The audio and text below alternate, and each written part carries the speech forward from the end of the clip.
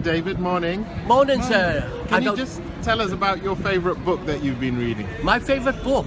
Well, it goes back 5 years and it's a great book and everybody should have one on their bookshelf. What is it? No, it's not that one, it's the Quran. How I got introduced to the Quran was I was on the plane coming back from New York.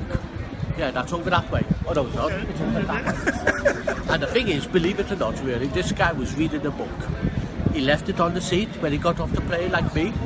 And you know what? I chased after this guy and said to him, "Hey, mister, you left your book." He said, "No, you keep it." I said, "Well, okay." So I kept it. And then I was waiting in the airport lounge in Heathrow. And what happened? I started to cry when I read the Quran. So I put the book down. I was happy. I was still the same. And then I picked it up again. I started to cry. And then I got a taxi to my brother's in London. And then what happened? I told him about the Quran that had made me cry. And you know what? Just a moment. And then what happened was really, he said, "Don't speak of nonsense things. Don't speak of things."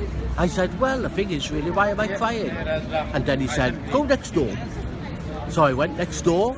And who was there? The man that was on the plane. And the thing is, name a number, any number. The thing is, I'm not selling that Quran for £20 million or £20,000. I read it twice a day, and not only that, I keep it under my pillow. And you also read it to people as well, don't you? I do, and I'm just going to go with that. And not only that, as an activity coordinator working with people with dementia, I read it to them. And the thing is, they ask me questions, I don't know all the answers, but I know there's one thing in the Quran. What is it? Truth.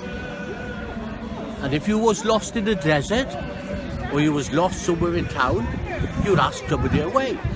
What's the Quran? It's a map for life.